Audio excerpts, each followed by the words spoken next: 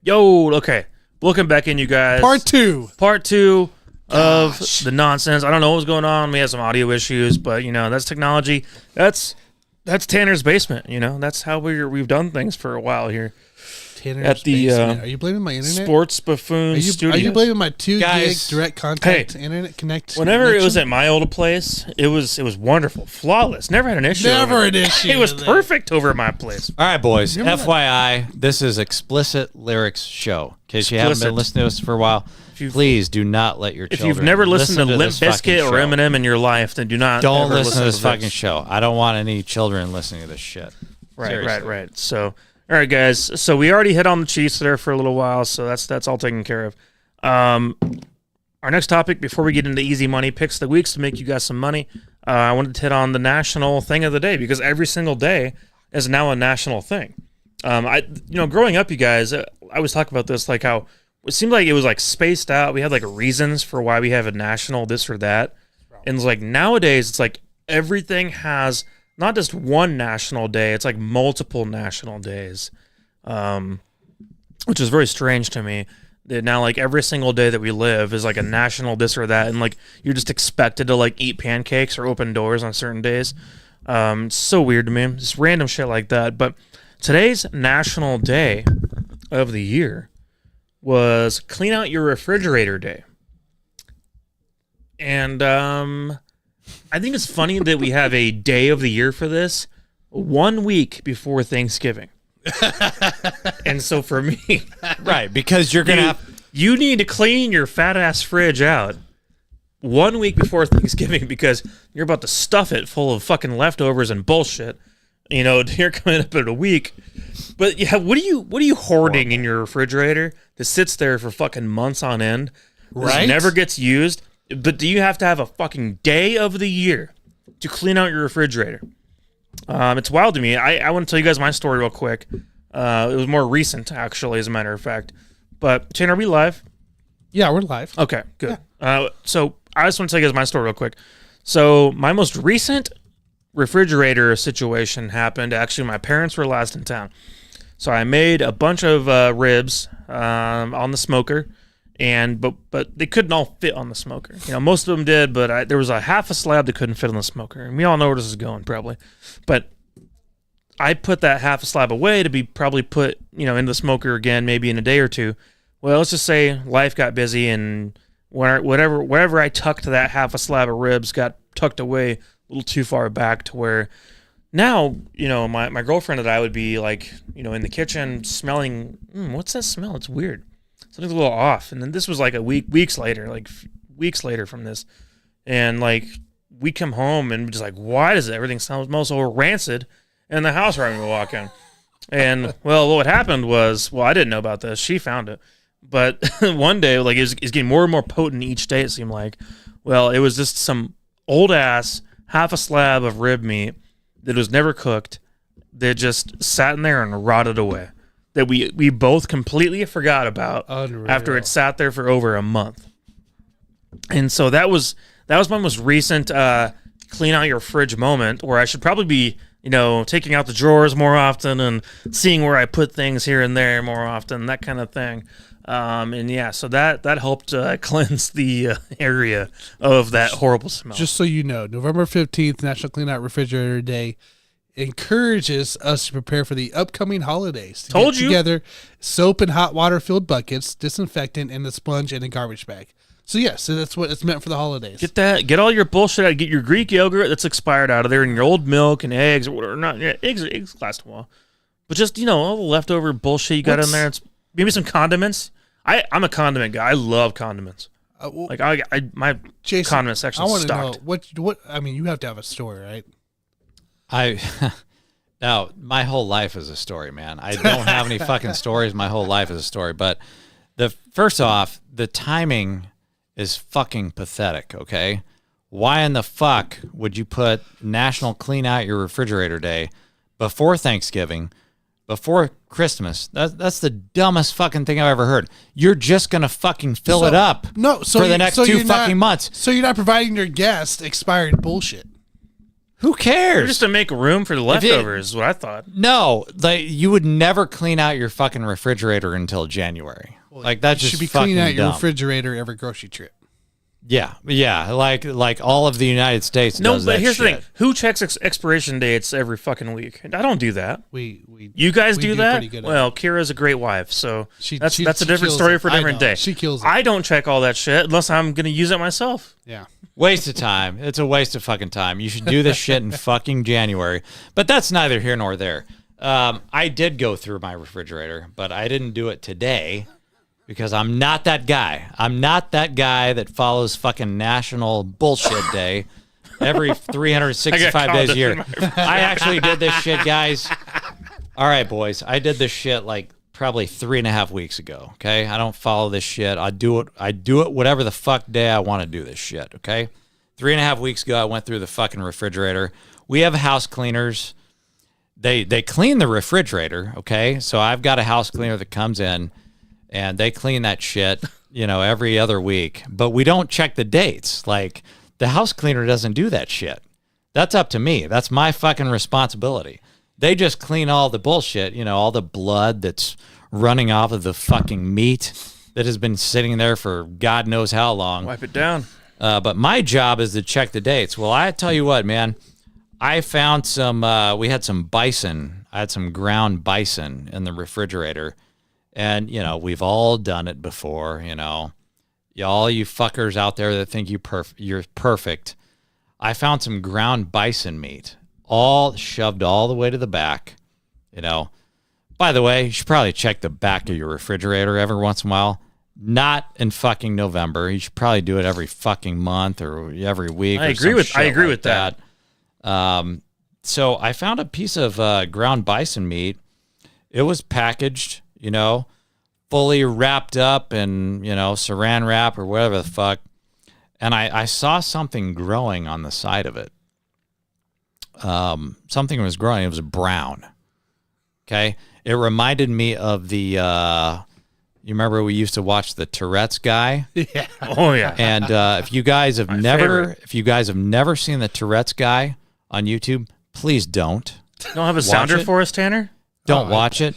I do actually. But it literally, I found $500 worth of bullshit.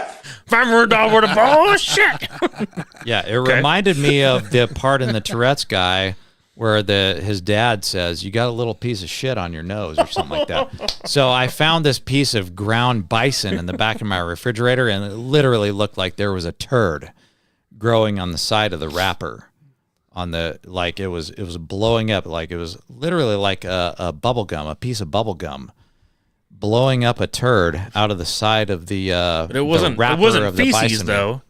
It wasn't feces. It was something else. There was some kind of bacteria. No, it was like just, if it's blowing up in a bubble shape, it's going to be some kind of bacteria. it was a blown up turd. That's what it looked like. Okay, but it's some kind of other bacteria. I don't think turds blow up like that. Well, the bottom line is that this thing had been blowing up for probably 3 or 4 months, and I probably should have removed it a long time ago, but the house cleaners never found it.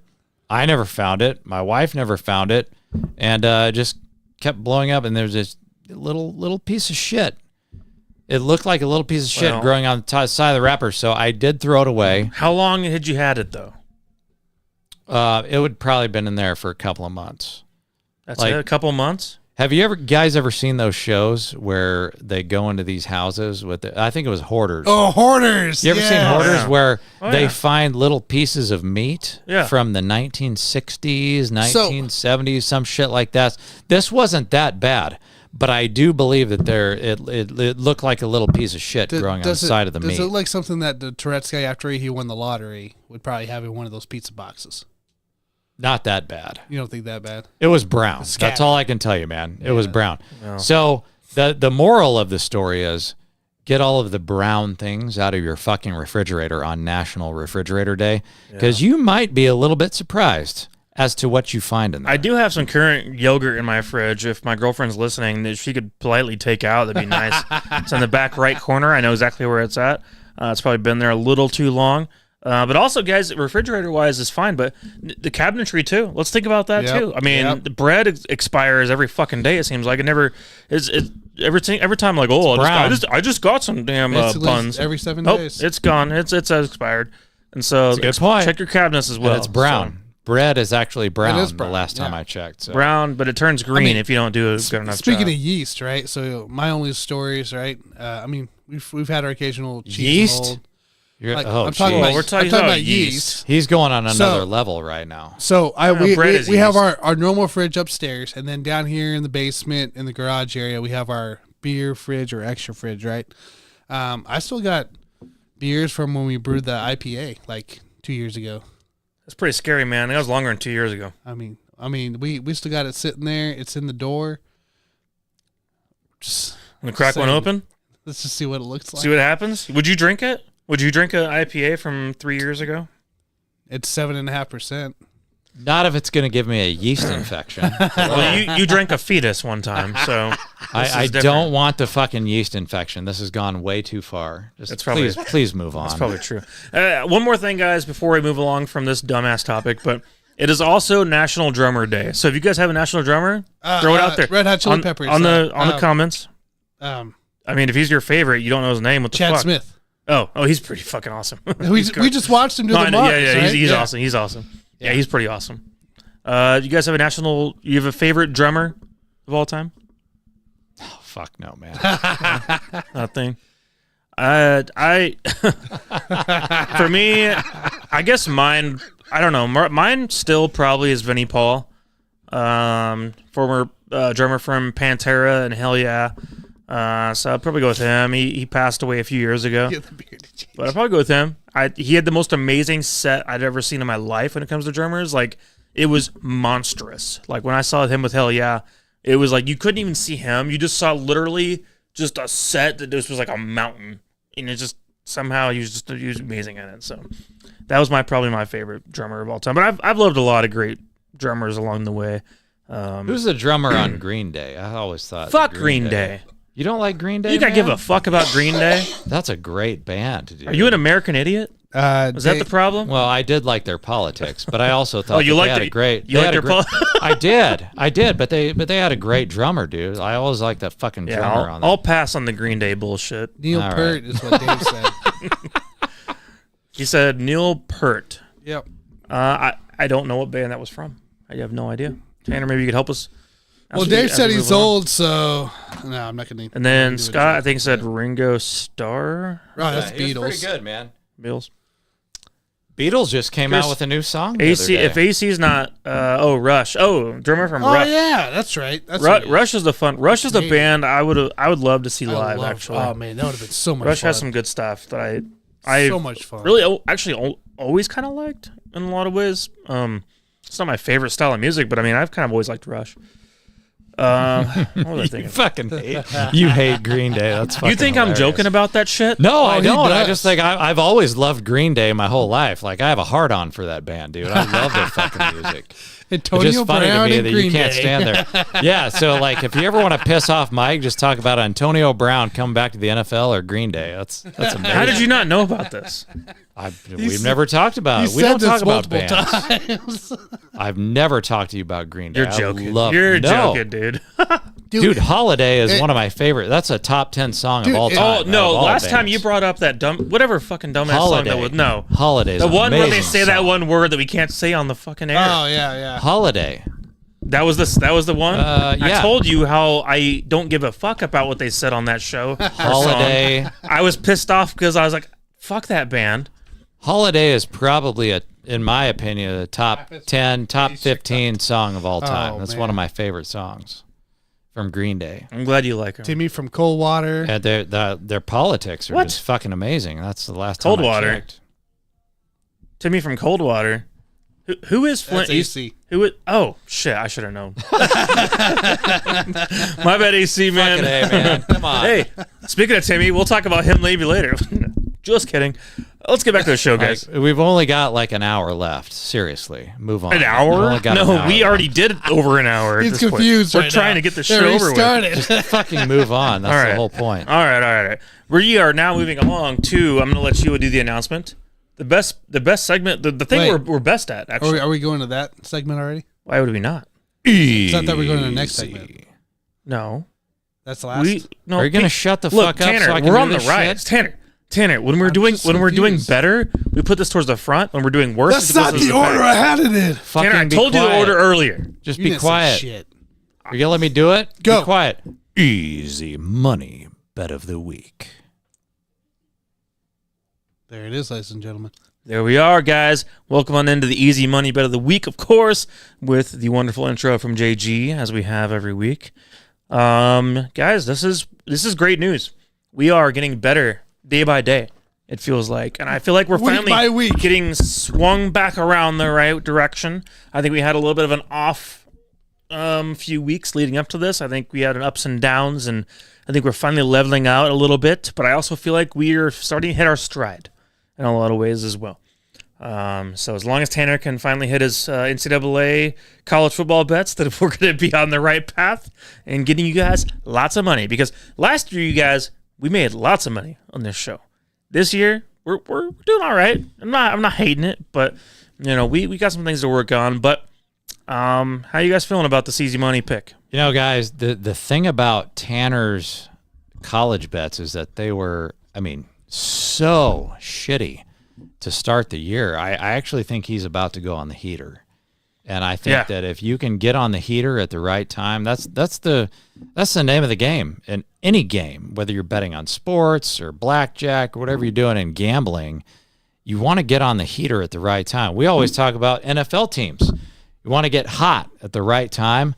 I think Tanner might be getting hot right now because he was so ridiculously shitty early in the season on his college bets that I think he's going to go on the heater right about now. So, Tanner, what you got for your fucking easy money shit? First of all, I want to know, give me my fucking percentage, man. I'm on the heater right now. Easy now, guys. Easy Go the now. stats, baby.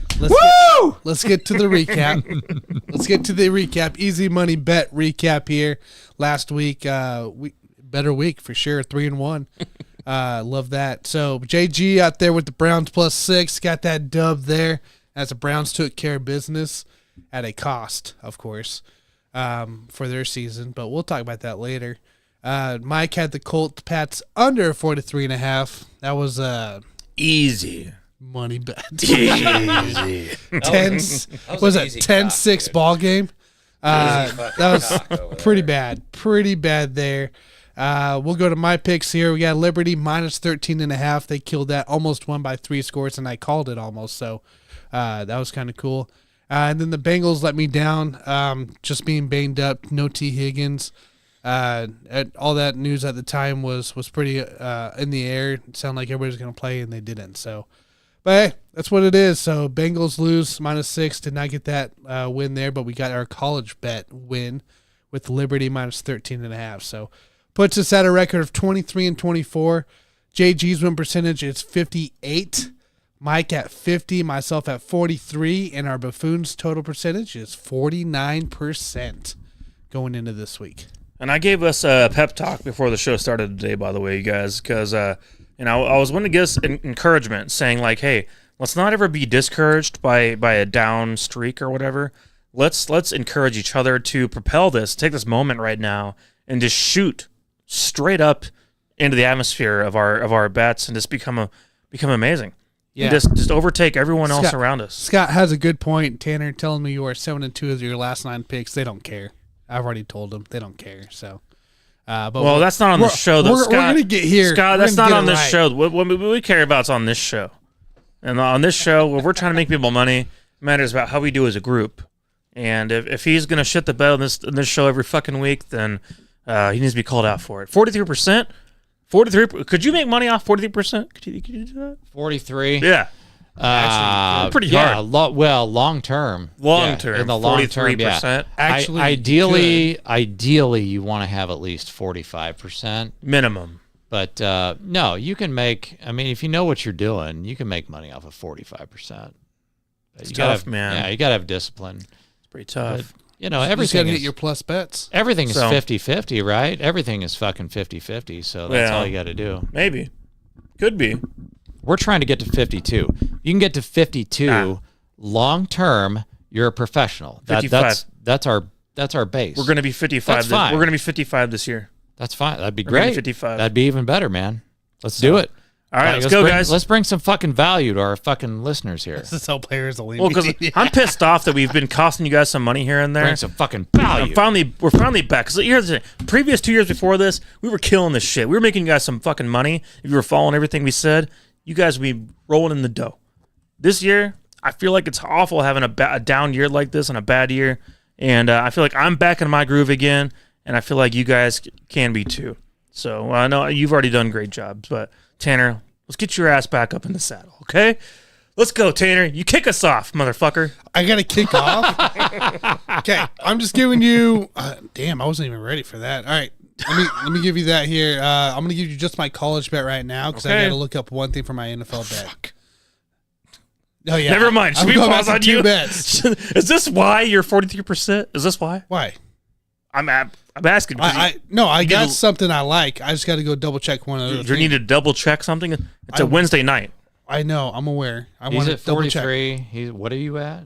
50. You're at 50. Oh, okay. Ladies and gentlemen, let's talk about it here. Very, very I interesting. love this matchup here. I don't know if you heard the announcement today, but James Madison, Jacksonville, and there's a few others got rejected on their postseason ban berth. They were not allowed to play in the postseason again, once again this year, and the NCAA decided to be NCAA Nazis, as they are, and reject it, despite the incredible year that James Madison is having. James Madison is playing at home this week, 10-0, number 18 in the nation, only an 8.5 spread right now against Appalachian State. Appalachian State is not that great. Plain and simple. They're 6-4, but they have not looked good. James Madison just came out and killed a UConn last week. Got that 4-touchdown win against the UConn here. It's a big thing here with James Madison. I think they're going to come out, play angry, play with some a prove it deal. Like, hey, we may not be able to beat you in the bowl games. We're going to beat you here. If we kind of look at the last 10 games here, Appalachian State's only covered looks like, only twice in the last 10. James Madison has covered all. James Madison's 9-1 in the last 10 in the coverage here. 8.5 is my bet here for James Madison to cover the spread here. I think they win by 3 touchdowns because they're going to come out lightning like no other. I actually think I can't believe it's 8.5. So go grab it now. While you can get it, you can get your best bet there on BetMGM or FanDuel, minus 8.5 and minus 110. James Madison. All right, is that all you got? For right now. We'll come back to you then. Yep. All right, JG, you go, man. All right, guys. So I've got my ESPN bet pulled up. I don't know if you guys checked out that new app. I'm doing my free bets right now. So I did my free bets. I'm going to give you my favorite one out of all of them. And my favorite bet of the week, my easy money bet of the week, I'm looking at the Minnesota Vikings at the Broncos. The reason why I like that game, guys, is because it's 43.5 over under. And I'm going to hit the under, guys. And the reason why I'm going to hit the under is because Denver Broncos defense was a little shaky there in the beginning of the year. But in their last 3 or 4 games, that defense is really, really good. So their last 4 games, if you look at the total points scored, those are low-scoring games in their last 4. And so while their defense is playing really well in the last 4, I don't necessarily believe in their offense either. So you've got a really good defense on the Broncos, pretty shitty offense. I mean, I know we look at Russell Wilson and we say, yeah, he's top 5 passer rating and, blah, blah, blah. Who gives a shit? I don't believe in that offense to score a lot of points. So Vikings are going to do what they do. I'm going to take the under 43.5. I don't know what it's at right now. Tanner, I placed that bet yesterday. Let's look at it. Vikings, you said? Yes. Vikings Broncos for SNF. Oh, over under? Yes. I've got 43.5. Come on, load up.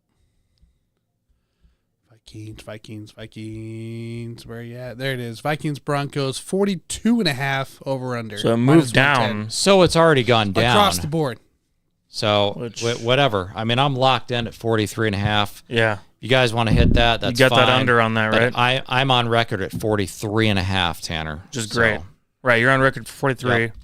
Yep. Which is fair. That's fine. You placed the bet, right? Yeah, I would probably go ahead and do it at 42.5. I would do it at 42. I would probably still do it. We'll give you the 43. Hey, we'll give you the 43. And again, Mike and I, we've been going back and forth on this. We don't know when it's going to change, but eventually it's going to switch. Yeah, it's going to switch. But I'm not buying it in this week's games. I see a lot of unders this week. All right, guys, mine is not that complicated to think about. I don't have to sit there and diagnose over-unders and things like that. I mean, this is pretty much a pick-em game at the moment, so this is your exact time to get in on it. This is going to be a situation where we have the healthy Rams offense right now. We have Matthew Stafford ready to play. We have Cooper Kupp, of course, fully part of the offense. Puka should be playing. He is on the injury list right now, but he should be playing. Obviously, it's funny we talk about Puka because who gave a shit about this guy until literally week 1 or week 2 of this season. Going up against the Seattle Seahawks, the Seahawks team who has been somewhat of a mirage at this point. I mean, Geno Smith's not having his best year. He's 11 touchdowns, 7 picks, 89 quarterback rating. A lot of a down year compared to last year, I would say. Decision making wise, it's been more difficult for Geno. And I think that we're running into kind of a team with the Rams who are going to be ready to roll. They already beat them once in week 1. It was 30-13 in that game, and that was in Seattle. Now we are in LA, and it's right now a pick 'em. So basically, if you want to throw down 50, you're going to get back 50 or 47-50, whatever you want to say. Either way, you're going to make some money off of it. So for me, this one looks pretty easy to just go Rams to get the victory. I think that the Seahawks have, like I said, not been the team that your record might look like. 6-3 is somewhat of a mirage. Just as the Rams, sitting the opposite, is also a mirage and a little bit of a degree as well. And here's the thing. People have talked about how, division rivals tend to split games here and there, but 2021, the Rams won both games. 2022, the Seahawks won both games. So here we are in 2023. We're about to run into the terrible twos, which is one of our favorite things to see on a baccarat table is the terrible twos. Let's go terrible twos, baby. We're going to get the Rams to get a victory here over the Seahawks on That's interesting. Sunday. I'm surprised that you picked that game. I understand why you're doing it. But I love this pick. I would have fucking stayed away from that shit. This one right here is one that that's a lock. I fully believe in it. It's a lock. Fully believe in it. Yep. That's interesting, yeah, because you can get that money line only on FanDuel right now as even. So go grab it while you can.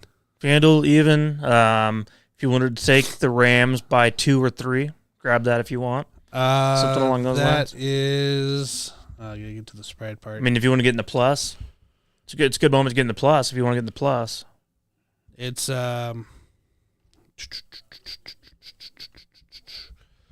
where you at? +1 is all it is. +1 across the board at -110. Also, Tyler Lockett does look like he will not play in this game either. So keep that in mind. All right, let's talk about it here. My NFL bet of the week is not a spread. It's not a money line pick. This is a player prop that we're going to go after here. Right now, you got Tampa Bay at San Francisco this weekend here. If we look at Tampa Bay's defense and the allowed yards they did to running backs, Tajay Spears last week had 42 reception yards, 4 receptions on 5 targets. Kind of go down the way there. You had multiple receptions there by Singletary. He didn't do shit because Singletary sucks. Tyler Algier with 53 yards at 3 receptions.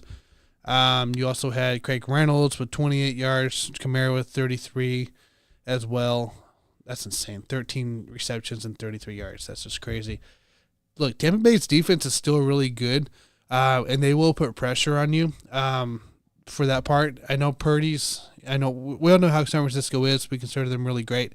But Purdy's still going to have a heyday of having to get the ball out very quickly. Christian McCaffrey, -31.5. Goddamn. 31.5 reception yards. Look at that over. Get that on -115 on DraftKings. He hit last week on the over as well on his player prop. I think this week he also hits above 31. His projection's about 39. So I'd say definitely take the over here in this game here for that player prop. So for the record, off the record, would you take Tampa Bay to cover? I think the spread's like 11.5 or something like that. It seems really heavy, you know. I think that I think it's a 2-touchdown game for San Francisco. I don't know if I'd take Tampa to cover, but I mean, it's a big spread though. 11.5. Yeah, that's a tough one, man. It's a big spread because I mean, I would almost take Tampa Bay just because, I think I would you know how the referees are. They want to rig. You guys rig every you guys fucking realize game out Baker there. statistically has actually had a pretty good year. Yeah, he has for the Bucs. So I mean, it's just something to think about. He's not had a great year, you know, when it comes to actual quarterback play, but just stats alone, he's had a good year. there was. But the other thing is like I'm looking at the public betting 86% on the 49ers to cover. To cover, and that Ooh. kind of makes me think that the referees are going to figure out a way to make sure that the Bucs cover. They'll make sure that the 49ers win the game, but for the 86% of the public, it'll be a 30-20 game. They want to screw people over. It'll be 30-20. They want to screw people over. Big shit in this game. So you're saying Tampa Bay is going to cover. Like, yeah, I'm not doing. This is not. They'll be within 10 points. This is not an easy money shit. This is not going to go on my record. They'll be within 10 points. There's also another prop bet out there I was going to take, but I decided to go the C-Mac route. But Mike Evans there in that game as well. It's only 55.5 yards. I would look at that over for 65 plus on him. So minus 115 there, over 55.5 for Evans. If you really want to get into that game for a same game parlay. So by the way, if you really want to bet against the public, Miami is up to 93%. And it's now 13.5 to the cover. Current spread. Yes.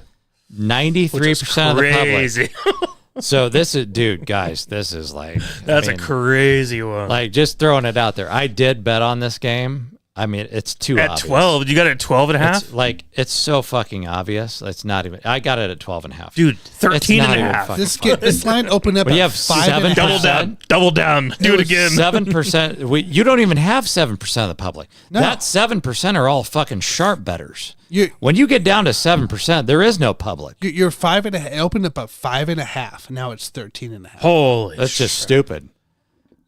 Like, all you got to do, if you're the referee, is just start throwing flags, dude. That's easy. Easy shit. You're right about that.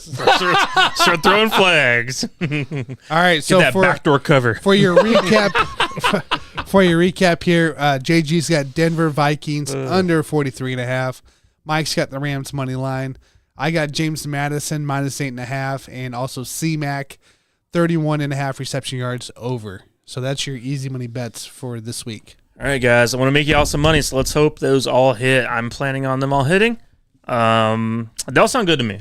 I'm not gonna lie. Like, listening to everyone here give her a spiel about things. I feel good about this week. I want to get us above 50% as a group, and I know I feel great about mine. I mean, feel pretty good if about I you can guys. go, I was above 60% for a while. If I go back above 60 again, I mean, I'm gonna get cocky as shit at that point. Just start talking stupid after that. Yeah, don't do that. Don't do that. But I'll keep winning. Although, remember last year I had won 9 weeks in a row or something like that. Like, I kept winning all my bets. It was crazy. Good shit, man. I'm surprised you didn't go Texans. It's funny that it's funny to me him? that Texans. Yeah. Well, I did well off Plus the 4.5. record. It's minus. Oh, is it 4.5? now? Sorry, minus 4.5. Yeah. Yeah, 4.5. Good. Off the record, I did go Texans to win the division, and CJ Stroud, I got him at plus 2,500. Should have got him at plus 3,000 to win MVP of the league. Those are really good odds because he's right now he's a top 5 quarterback in the league. So I did do some CJ Stroud for MVP. These lines look ridiculous this week. It's just amazing. Yes. But I like the fact that I'm at 58, you're at 43, and you're like right in the middle. Yeah. So that's a pretty good sample size right there. You have a 7-point spread, the Jets-Buffalo game. You got the 12-point spread in Tampa, San Francisco. 7-point spread, Tennessee, Jacksonville. 9.5 for Giants, Washington. 13.5 for Raiders, Miami. 8.5 for the Chicago, Detroit. I did go Titans, by the way. Did you? Plus, I Yeah, went I like Titans that one. plus 6.5. 10.5 Dallas, Carolina. Those are some big number spreads. All right, guys, I want to get into our last topic, but I also have to really piss really bad. So I'm going to bring up the topic, then I'm going to go to the bathroom. We had to have a pause in our show today. So anyways, our topic is basically revolving around the fact that the Bills and Bengals have both fallen off, and they're looking like sad sacks of what they once were at the moment. Now, I'm curious if you guys really believe this current situation that they're both sitting at is true to who they really are. Is there a potential that they could both miss the playoffs this year?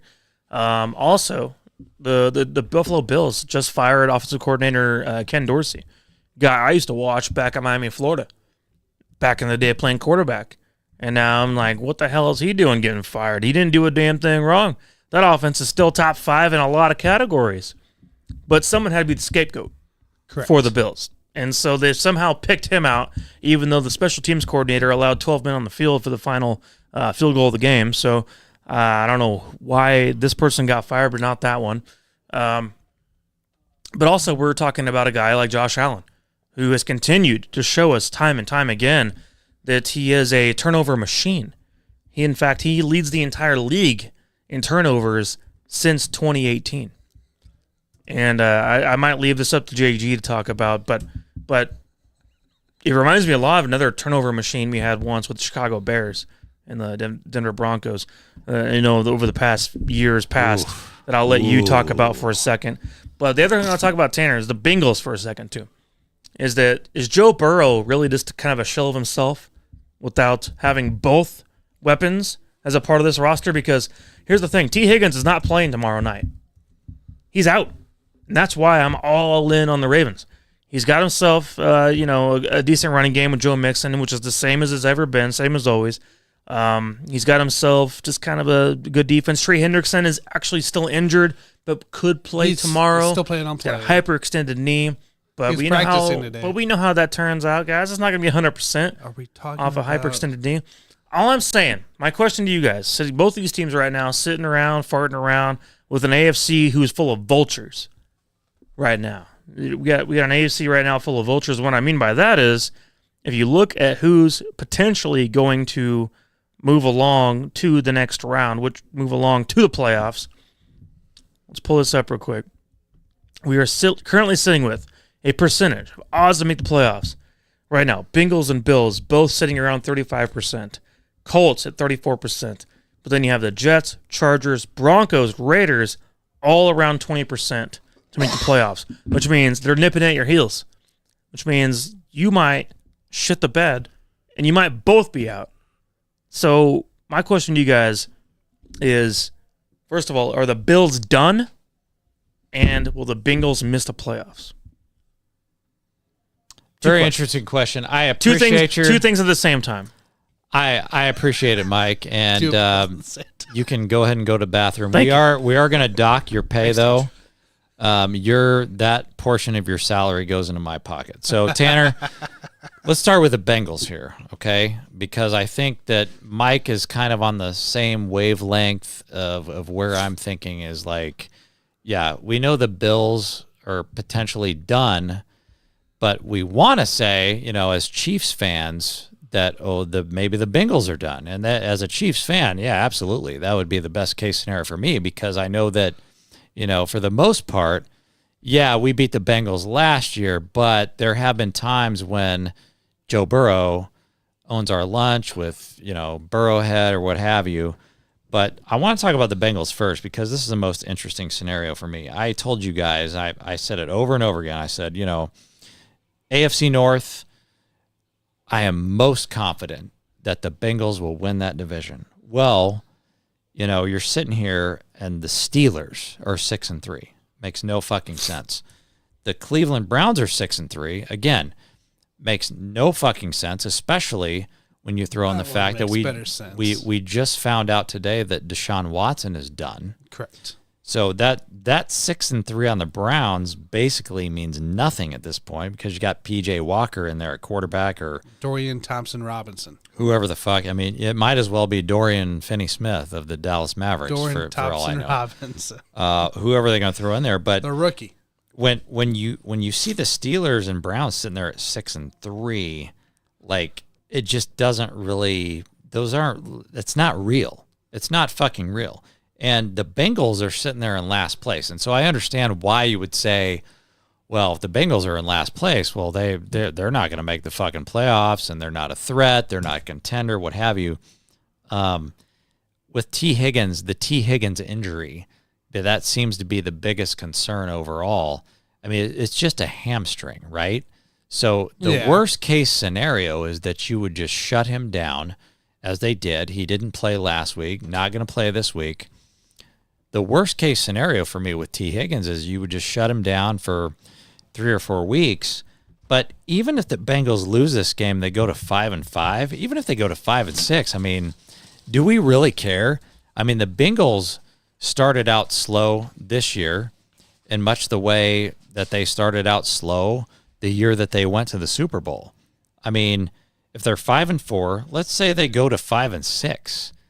Does anybody really care? I mean, are we still feeling like if they go to 5-6 that they really don't have a chance to win their division? I mean, that division's not that good, dude. I mean, the Ravens just lost to the Browns, who had Deshaun Watson, who played very well. I think it was in the second half, played like shit in the first half.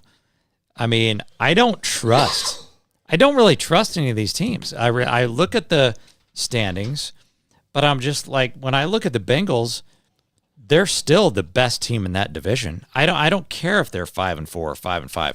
Like, they're playing with house money right now, in my opinion. T. Higgins not going to play. If I've got the Bengals, the Bengals can just fucking punt this week. I don't really care.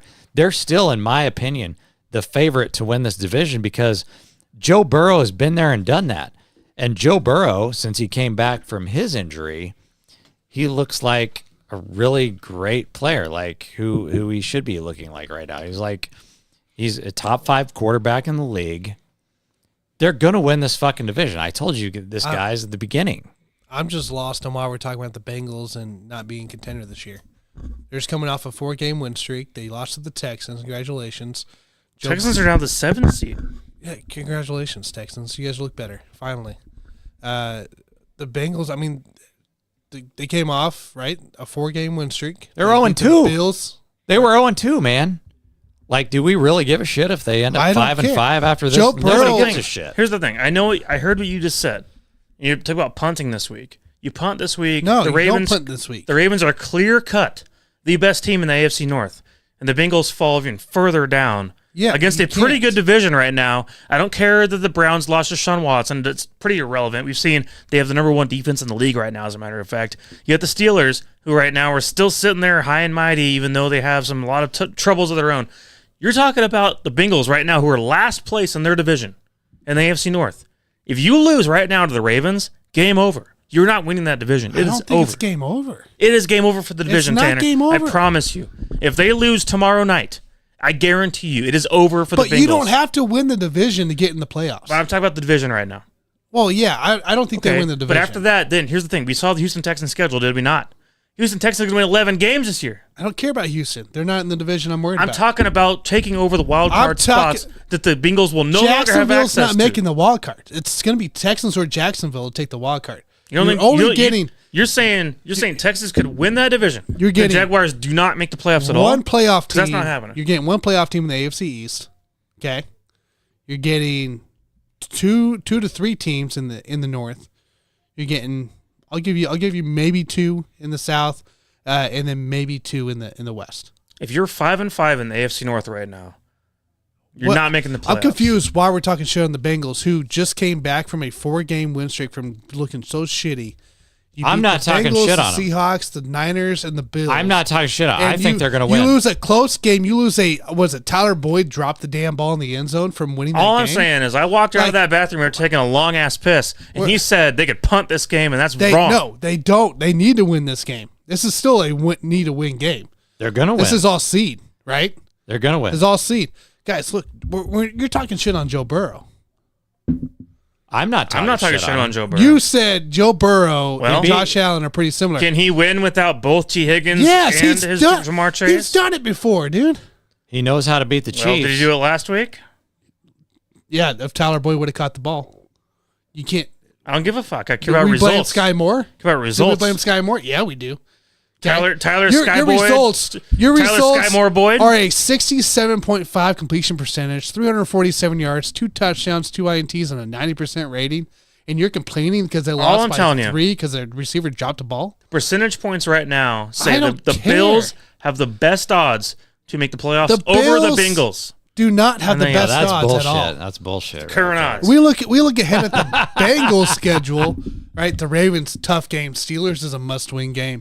Jaguars. And let's not assume the Browns are a pushover just because Deshaun Watson's over. Because here's the thing: Deshaun Watson didn't play that great this year anyway. He did. Cares? When he was in, it was a way better team. No. Yes, it was. PJ Walker went out there and beat some asses. Who cares? No, it's still a way better team. That team's winning because of their defense. Colts win. Vikings win. Steelers, they probably sweep. The Chiefs, we'll see what happens there New Year's Eve. Bengals are screwed. If they lose this game on Thursday Night Football, they're done. I don't think the Steelers make the playoffs. Screwed. I still think you get 3 teams in the North. I think the Browns could sneak in. The Bengals and the Ravens are all have it. I believe at the end of the year, Bengals are the in playoffs. Bengals. Here's the thing. I said Joey B isn't missing the I damn said that playoffs. I said that the Bengals could punt, but guess what? They're not going to punt. You brought up the T. Higgins injury. I think that's the biggest fucking smokescreen right now. I've got 72% of the public is on Cincinnati. I think the public is right in this case. I think everybody is looking at that T. Higgins injury, and I think nobody that cares. Just, he was out last week, and they almost won the game. I don't think Baltimore has it. I don't think it. I really don't think they have it. It's like us. If Travis Kelce's out, it sucks, but I think we can still win the game. Tanner, they're facing the facing the number one team in the AFC North. Coming off a loss to the damn Browns. What about it? You blew a 30-point lead. They did blow it. Absolutely, they blew it. You blew a 28-point lead. You don't 100%. think that's in their head right now, and you're going against the Bengals now? No. Who blew Cincinnati's it? This is a healthy team. Game. The Ravens are a healthy team. No, dude. I think this game also in Baltimore. It's also in Baltimore for the record. So correct. I don't give a shit. So you guys can Cincinnati's going to win this fucking game. Yeah, we'll see about Look, that. I don't think Cincinnati's out of it. Now, Bills, on the other hand, you have the Jets, who you've already lost. Oh, to. yeah. The Unfortunately. Eagles, the Chiefs, the Cowboys, the Chargers, the Pats, and the Dolphins. You're telling me you got to go against Jalen Hurts, Patrick Mahomes, the Cowboys defense, the Justin Herbert, and Tua again? You think we gave a goddamn shit about Justin Herbert? Or Tua? I think. Well, you will here in a minute when we get done with the Bills segment. I think the Bills do. Go ask them how they felt about Russell Wilson last week. Go ask them how they felt about Joe Burrow. You will care about Justin Herbert when we get Go ask them how they feel about Mac Jones. Go ask them how they felt about Trevor Lawrence. Go ask the Bills how they felt about Zach Wilson. We've been loading this shit up. The guys. Bills will beat the Jets coming up. They will beat the Jets. Okay, are we done? Are we done with the Bengals now? Can we move on to the Bills? Talking about the Bills. Bengals win. Okay. So you guys tell me first, and then after that I will give you the correct answer as to why the Bills are out of the playoffs. Josh Allen. Period. End of story. Josh Allen. That's fine. Ever since what is your question? What do you want to know? 13-second game. One of the Bills are done. I'm sticking with it. 0% chance to make ever the since the 13-second game, the Chiefs broke them, and they have never been the same. I would tell you the thing is, the Bills are in panic mode. They don't know how to fix it, and they're right now scrambling. Yes. They're blaming it on people who were not really part of the problem. Correct. Like a Ken Dorsey. Correct. When you actually won, you realize the Bills won the game, right, on Monday? Yes, they did. They won the game. Yes. Because the kick was, by Will Lutz by the Denver Broncos, was no good. Your dumbass just allowed 12 players out on special teams. You allowed. Which, hey, whoa. Pause. You know who the 12th player was? DeMar Hamlin. You going to go ahead and pick him for comeback player of the year? Comeback player of the year? And he was the 12th man out there on special teams for that field goal kick? DeMar Hamlin was the pick? You kidding me right now? That Bills team right there would have won that game based on a missed kick by Will Lutz, which is Sean Payton's boy coming from over there to the Saints. And yet, meanwhile, they jacked around, did some dumb shit at the end, found a way to let the Broncos continue to go out there and put up some points, and then pissed it away. But you have to at least admit Rinse that. and repeat. But we're firing Ken Dorsey. Yeah, But it does you have make to sense. admit that Ken Dorsey was at least part of the problem because No. once they got No, Brian not at all. Daboll, out of there, then that's when Josh Allen started to shit No, the bed. no, So no, you no. have to at least admit that he was part of the problem. Don't act like that offense changed any. That offense did not Well, change. to a degree, is it not true that we kind of at this point are seeing how things are unfolding with Josh Allen's career, that maybe he is kind of a poor man's Cam Newton? Yep. That's fine. Maybe he's a great running quarterback. Maybe one of those guys who you can rely on to move the chains in the running game. But when it comes to the pass game, you're going to make mistakes and turn the ball over time after time after time. Weird. That is this is the modern Cam Newton of our time in the And it AFC. is. You, And you it- get it- to the the- big game, right? The biggest game of the Choke. possibly the 10 Choke. years, and you lose the way you lost, and it sure seems similar to the way Cam Newton lost to the Broncos in the Super Bowl. But and the now it's just sad gone thing downhill. is, the sad thing about being a poor man's Cam Newton is that Cam Newton won league MVP and Cam Newton made Made to a Super fucking Bowl. Super he did. Bowl. He did. Something But- Josh Allen will And probably title never game, do. NFC title game too. The bigger problem to me, guys, is that I told you guys, I'm pretty sure before the season even started, that this window has closed. You and me both. We The talked window about was it. closed. And one of the reasons, and you're starting to see this now, is like right now the Bills, based on average age, they are the oldest team in the NFL. Guys, this is a young man's game. I understand that maybe before the pandemic, before the pandemic, after the pandemic, we started having more injuries. I don't know why you had more injuries pop up after the pandemic. Maybe that was they got all these immunizations or what have you. But right now, this is a young man's game.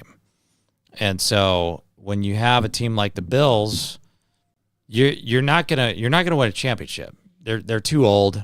You got Von Miller rolling around out there. You got all these fucking injuries. Who knows why they're injured? I don't know. But They tried to go all in at one point. It was a couple did. years ago. They did. A couple years ago, the Bills tried to go all in, thinking that this is what they needed to do to add these veteran players to make them push to get the Chiefs out of the way. And it just didn't work out. That's fine. But, the oldest team in the league, the other problem is you have a situation here where in this particular year, okay, not overall, but this particular season, you have a quarterback where we used to look at him as a top 2, top 3 quarterback. Now he's outside of the top 10. And before you come at me and want to talk shit on the JG, I'll give you the list, okay? I'll give you 10 quarterbacks right now who are better this year than Josh Allen, okay? Mahomes, Hurts, Lamar, Herbert, Tua, Brock Purdy, Dak, Russell Wilson, Goff, CJ Stroud. All 10 of those motherfuckers are playing better than Josh Allen. And one of the big reasons why they're playing better than Josh Allen is because they don't turn the fucking ball over. And even if they do, they're not turning it over as often as Josh Allen is. And that's why I come back to the whole offensive coordinator thing. Yeah, I understand. Ken Dorsey is not the whole problem. He was a big part of it because when they had Brian Daboll, Josh Allen didn't turn it over as much. Now all of a sudden he's fucking Brett Favre. Since He just fucking turn since it over all over the 2018, place. since 2018, like I said, Josh Allen leads the league in interceptions with 93 turnovers total, not interceptions, just turnovers. That leads the league in that time frame as far as turning the ball. 93 on your own is pretty rough, man. That's pretty rough.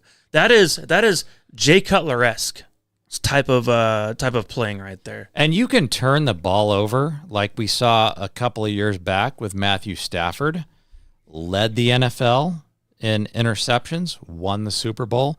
You can do that, but none of us are sitting here right now saying that Matthew Stafford is a top 20 quarterback of all time. Nobody's sitting here saying that. Nobody in the same. No, but he found the right system that corralled his talents for 1 year. He did. It made him special, made him feel great, and fit what he needed. Yeah. But here's the thing. So what do you think about this, though, as far as Trayvon Diggs and his comments about how Stephon Diggs needs to get out of Buffalo, and that everyone feels like it's ran its course. Everyone in Buffalo right now feels like its time has ran its course, and it's time to flush out and get out. Stephon Diggs is about to be 31 years old, and ready to just move on to try one more team to see if he can win a title. It's the Houston Texans from a few years ago. 27-0 down or up, and you blew it, and it's the Houston Texans. Bill O'Brien was a mess of his own. He was bad, but I don't think the Are we going to blame this on Sean McDermott? Yeah. Are we going to blame that on him? Yeah. You're going to blow. You have to a little bit. Oh, absolutely. You're going to blame. He cannot get anything. Like, he can't just get nothing, right? Yeah, you're absolutely going to blame McDermott, but they're going to blow the whole thing up. I mean, the only person that's going to stay is Josh Allen. That's it. You're going to start with him. You're going to get rid of all the fucking coaching staff, everybody. And I think we'll say also one thing to my boy, the running back position there, that James Cook. Cook did have a fumble of his own that was legit. Also, another fumble that was by Josh Allen. Correct. It was a handoff that he couldn't, for some reason, that wasn't a James Cook give fumble. to him. But James Cook is a light man's Jamal Charles. Basically, if poor man's Jamal Charles is what James Cook is. I'm serious. Not light. Like, he's still dark skinned, but he's a poor man's Jamal Charles. And so that's what James Cook is. That's what he is. And anything, at the end of the day, Jamal Charles had some fumbleitis about him. But here's the thing. We forgave it every single time because he was so goddamn good. When he did have the ball in his hands, we didn't worry about it that much. And he was great at everything. Yep. I think James Cook has an ability that is very similar to Jamal Charles, just not quite the upside of what Jamal brought to the Chiefs at the time. I'll tell you this. I'm pretty sure that Bill's Mafia is done with this coaching staff, and they should be done with it. In much the same way that the Raiders players and the fan base were done with Josh McDaniels. I think it's a very similar situation, and it's time to move on. Probably so. Here's the thing. If they do move on, it does not mean the window is shut. It means you need to now redevelop how you're going to strategize, recreating an offense around Josh Allen that's going to actually fit his skill set. The window's shut. Josh Allen's window. It's not shut. Tanner, it's done. Josh Allen's what, 27 years old, 28 years old? It's over. So I told Tanner, you guys this over, before. over. Tanner, listen, it's not over, Tanner. It's over, dude. Forever? No. No, it's not. He had a shot. It's not how this works. Tanner, is how it works. there's Stop. two different. It's over for now. There's two different windows. It's one of those. What's the old saying? You don't. What's the old song? Come on, Tanner. You don't got to go home, but you can't stay here. Yeah. Well, that's how it is with the Bills right now. I told you guys a long time ago, there's two separate windows here, okay? This current roster, okay? That window, I told you before the season started. Yeah, we all knew it's that over. was gone. Then there's the Josh Allen window. That's going to last another probably 5-10 fucking years. Minimum 5. That window, it's going to feel like it lasts. It's going to feel like it lasts forever. Because that's all you got, dude. So you throw Josh Allen and James Cook out there, and you build everything else around them. They got to fix that defense. They got to get younger there. They got to hit on draft picks. They're going to bring Brian Daboll back as soon as he gets fucking fired. That Bills team is just... They could make Daboll the head coach as soon as the Giants fire his ass. I mean, is that not too far-fetched? Giants aren't going to fire. The Giants are a big piece of shit right now, like my fucking bison meat that I found on the refrigerator. That's not Daboll. That's the GM. Well, it doesn't matter. I don't think they're going to bring back Brian Daboll. No, I don't think so. I think that's the case. Just for the record. Yeah, they bring in Belichick after he gets fired. A lot of these fuckers are getting fired, dude. Wouldn't that be funny? See Belichick get traded or released from the. Apparently, he has a new contract, so they got to trade him. Yeah. So. Or retire, right? Well, trade him, retire. New contract for Belichick. That's amazing. Yeah, they did it before the season started, during the offseason. What I have heard, though, is Belichick's not retiring. He's wanting to coach more. That's what I heard, too. Give him 3 more years somewhere. So what's our overall conclusion? Bengals, Bills, do they make the playoffs? No, I mean, I think the Bengals, I guarantee you they're going to make the playoffs. And I think the Bills, the last I checked, were minus 250 to not make the playoffs. So, I mean, if I got to put up $250 to make 100 on the Bills not making playoffs, I'm going to make that bet, all day long. But yeah, the Bengals are there, man. Bengals are still going to win that fucking division. Okay, Mike? Nah, I think the division is too good right now, or good enough to force the Bengals out, and that's why I'm going anti-Bengal on this. I think the Bills do make it as a low seed. Obviously, the Dolphins win the division. I'm going Bengals are out, Bills are in, but as a 6 seed probably is very interesting. Case. So I got Bengals in, Bills out. So we're all. I'm flip flopping. You're flip flop from us. Yeah. I'm saying Bills are in, Bengals are out. Like, you guys are saying Bengals are in and Bills are out. Like I had the Bills at 3rd place in the division, but they're not going to finish 3rd place, obviously, but they're going to be finished pretty similar. I'm just looking at the current state of their schedule and as well as the talent in front of them. State of the schedule? I'm also... What are you talking about, Mike? Tanner, tomorrow night. What are you talking about? When the Ravens go out there and beat their ass. You're telling me the Bills after the Jets have the Eagles, Chiefs, Cowboys, Chargers, Pats, Dolphins? You like that Bills better? You like that better than after tomorrow of the Steelers, Jaguars, Colts, Vikings, Steelers, Chiefs, Browns? Yeah, I do. You're fucking insane, I do. dude. I'm just going based on... Absolutely. You're a lunatic. Yes. Hey, I'm just going on based on what I've heard out of... The way the Bills play. I'm going on what I've heard out of... To make it. Unfucking real, dude. 6 seed. Unfucking real. 6 seed. This hey, is unreal, dude. I'm just going on based on what I've heard out of Bills Mafia, right? So shout out to Starsky, Bills Mafia listener here. It's JG Fire. He's telling me that the fucking Bills coach, whatever the fuck is McDumbass, I think is his name. Sean McDumbass. Sean McDumbass has lost the locker room. And the first time I heard that, I was like, okay, so it's like the Raiders situation with Josh McDaniels. Yeah, players only meeting. So, yeah, pull up the water boy. Can you pull up the water boy, Tanner? We're going to fire Coach Sean McDermott right now on the air. See, that should be on one of his buttons over here in this fancy board. Well, yeah, now we're getting to firing season. I got to pull it. See, Tanner, you got to have these buttons ready. You guys remember that? Well, here's my fire. We got this awesome soundboard that Tanner never uses. So you get fired again, huh? Oh, yeah. They always freak out when you leave the scene of an accident, you know? Hey, water boy! Again, huh? Hold on. I'll get it. Hold on. I like the Vince McMahon one. I'll do it right now. I like Vince I've got McMahon's his voice down. So you do. I like the water boy better. You do water boy. I like Vince McMahon personally. That's always been my thing. We're gonna fire him right now, so it doesn't matter if it happens now or the end of the season. Hey, water boy! Yes, Mr. Coach for you. You're fired! You're fired. Done. He's out, man. I just fired his ass. See, I've always enjoyed the old Vince McMahon of "You're fired." Even Starsky says That is fire. pretty good. That is Fire him. Yeah, he's done, man. We fired his ass. All right. Which one do you like? You said? Huh? Oh, the Vince McMahon. I like the McMahon. You're fired. That's my favorite. The one where he's really angry. It is really. He did good. it multiple times It's over. really good. He did it multiple times, obviously, in his WWE career. But I've always enjoyed him doing the "You're fired." Do you guys ever bet on that? You guys do you bet on WWE or is that? You know what's funny about is that? Not a thing. They were because here's the thing: it's all staged, so like it's all predetermined. You can't like bet on it. Okay. But here's the thing: WWE is actually wanting to get involved in the betting world, but no one's wanting to like have them join because they know it's rigged. Yeah, it was rigged. You're fired! That's the one. I'll get a couple. Ooh, that is a good one. That's a good That's one. a really good one. I'll get a couple up here. We fired him. He's fired. All right, guys. Well, that is all we have for tonight. If you guys have anything else left to say before next week, let me know. If you guys did not, I know we had the show was kind of split up today, so if you did not get to check out the first part of our episode, which is all Chiefs and Eagles, check that out. But I appreciate you guys sticking around for this one. I know we had some audio issues in the beginning, and so we need to get that taken care of, and we did. Looks like it cleared as far up. as I know. I mean, it sounds like someone had some sticky fingers and some Asian sauce stuck in between the fingers and keyboard or Asian something, sauce. and that was causing the audio What? issues.